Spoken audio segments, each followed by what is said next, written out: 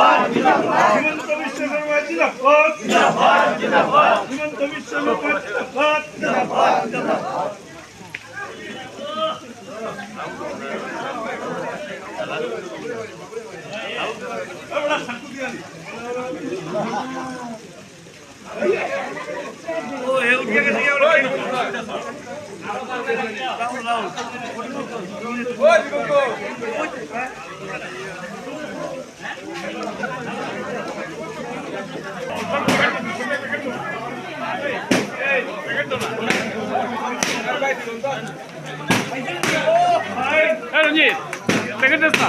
এবং আজকের দিনে আমি সেটা দ্ব্যর্থহীন ভাষায় বলতে পারি, যদি আমাদের রাজ্যের স্বাস্থ্যমন্ত্রী ডক্টর হিমন্ত বিশ্ব শর্মা থাকতেন না, আমাদের রাজ্যের অবস্থা ভয়াবহ হতো কোভিডের সময়।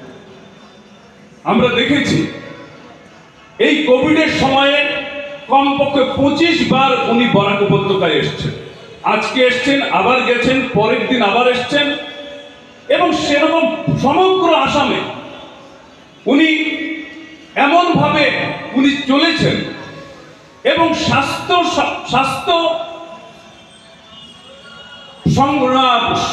সঙ্গে জড়িত যারা কর্মচারীরা যারা ছিলেন, যারা স্বাস্থ্য কর্মীরা যারা ছিলেন, ডাক্তার থেকে শুরু করে প্রত্যেককে উজ্জীবিত করা, তাদের মধ্যে সেই উৎসাহ প্রদান করা যে এই যে কাজ, এই যে কঠিন সময় আমাদের কাছে এসছে, আমরা সবাই মিলে ঐক্যবদ্ধভাবে আমরা কাজ করলে সেটা থেকে আমরা উঠে বেরিয়ে আসতে পারবো, এবং সেই রাস্তা দেখানোর কাজ ডক্টর হিমন্ত বিশ্ব শর্মা করেছে। এবং এটা আজকের দিনে আমাদের কাছে গর্বের বিষয়। আসামকে একটি বৈভবশালী একটি রাজ্য হিসেবে প্রতিষ্ঠিত হওয়ার লক্ষ্য নিয়ে উনি কাজ করেন, এবং সেই যে কাজ আজকের দিনে মুখ্যমন্ত্রী করেছেন, সেটা একার পক্ষে, মুখ্যমন্ত্রীর পক্ষে এই সমাজকে সংশোধিত করা, এই সমাজকে সংগঠিত করা একা মুখ্যমন্ত্রীর পক্ষে সম্ভব নয়। আজকে ভারতীয় জনতা পার্টি থেকে শুরু করে আমরা আসামে বসবাসকারী প্রত্যেকজন নাগরিক সেই কাজে আমাদেরকে অংশীদার হতে হবে, এবং সেই কাজে আমরা অংশীদার হলে মুখ্যমন্ত্রীর যে স্বপ্ন, সেই স্বপ্ন সাকার হবে। একজন আসামবাসী হিসেবে আমরা নিজেদের যে গর্ব, সেই আমরা বলতে পারি না সে কোন দিকে যাবে এবং আগামী দিনে কি হবে, কেউ ভবিষ্যৎবাণী করতে পারে। তো ভগবান সৃষ্টি করেন, আর ভগবানের আশীর্বাদে উনি আজকের দিনে জন্ম হয়েছেন। ওনার জন্মের পর যাকে যিনি মাতা এবং পিতা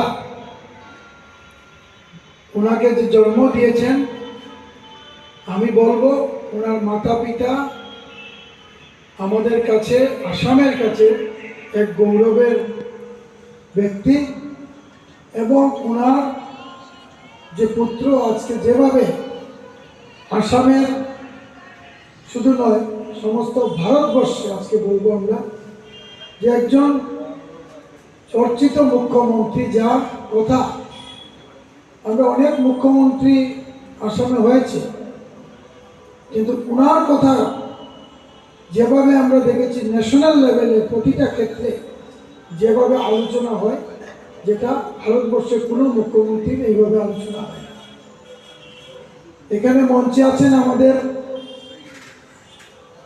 আসাম রাজ্য কমিটির সম্পাদক মাননীয় কনাদ পুরকায়স্থ মহাশয়, জেলার সহসভাপতি হোমিওকান্তি দাস মহাশয়, এখানে আছেন আমাদের চামিলিদি জেলার সহসভানেত্রী, এই মণ্ডলের, এই মধ্যশহর মণ্ডলের সভাপতি আমাদের রমাদা আছেন, অনেক বরিষ্ঠ নেতা, আমাদের বাসুদা আছেন, অনেক বরিষ্ঠ নেতা।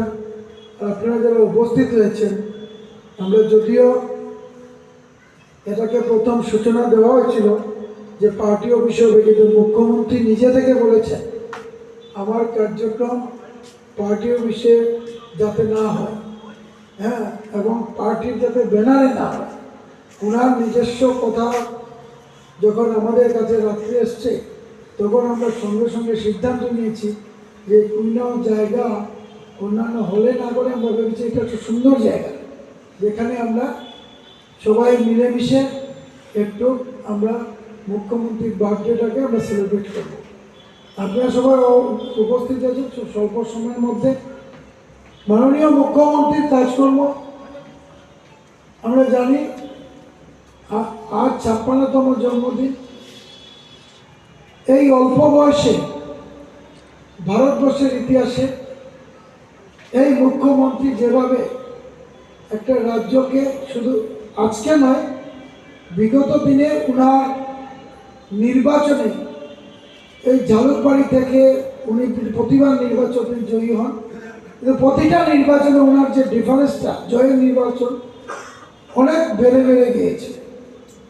আজকের দিনে আমরা দেখলাম যে উনি যখন যেই দলে ছিলেন সেই দলের কিছু লোকের চাপের জন্য মুখ্যমন্ত্রীর যে নিজস্ব কাজ, যে উনার ভিতরে এত কিছু আছে তা প্রকাশ হতে পারেনি। কিন্তু ভারতীয় জনতা পার্টি যত 2015 সালে আসার পর উনি